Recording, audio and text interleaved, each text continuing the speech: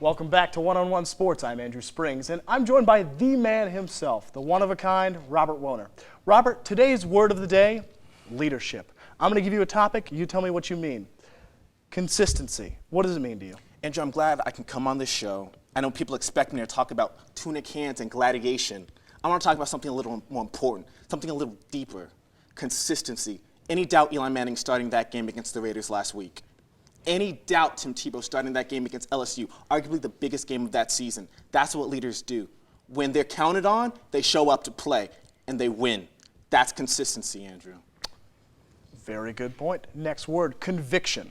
Let me tell you something. Speaking of convictions and Tim Tebow, that's a man of faith. And I'm not saying you need to be a man of faith, but you better believe in something. When those Yankee players put on that Yankee uniform, they know what that means. They know what they're playing for. Let's look at the Cincinnati Bengals, a perfect example of a man leading with his convictions. Mike Zimmer tragically loses his wife Thursday. He's got a huge game against the Ravens, potent offense, legendary defense. He's going to be on the sidelines with his family, leading that team to victory. That's what it means to be a man. That's what it means to be a coach. That's what it means to be a father. And we know how dysfunctional Cincinnati's been. You might as well just film the next version of The Longest Yard in that team, in that organization. Do you think those 53 guys are going to forget the example Zimmer set, being there with his troops?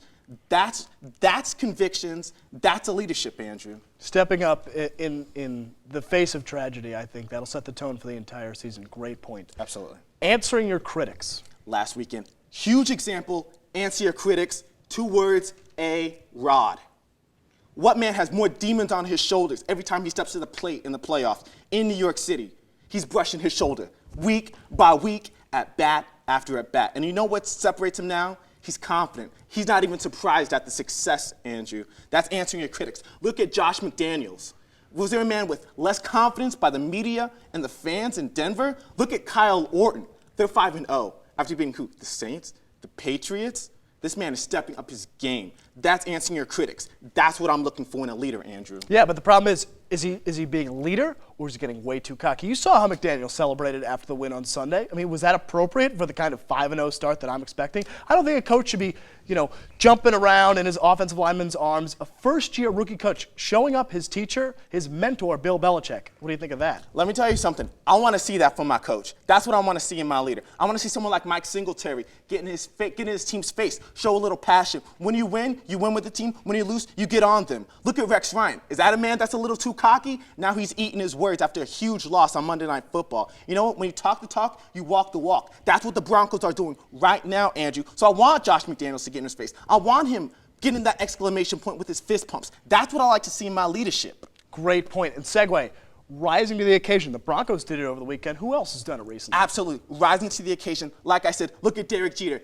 Mixes all these things. Convictions, consistency, rising to the occasion, bringing 55,000 fans in Yankee Stadium to their feet. We saw so many examples of closers not rising to the occasion. It was disgusting to me. Look at Ryan Franklin.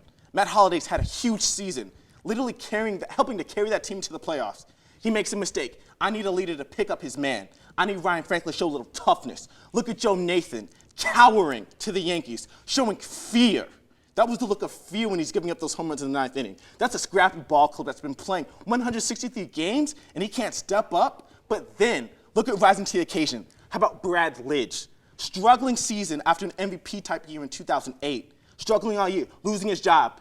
His manager gives him the ball and says, hey, win one for us. He does it twice. Brad Lidge is rising to the occasion. That's what I need to see in my leadership. Always in the face of adversity. Always in the face of adversity. Unfortunately, that's all the time we have for today's show, but I could listen to this man rant all day. Thanks for tuning in to One-on-One Sports, and be sure to catch our weekly article in the Pendulum, as well as our weekly radio show on WSOE 89.3 from 10 to 11 on Wednesday nights. For Mike Feldman and all of our resident experts, I'm Andrew Springs. And until next time, whose side are you on?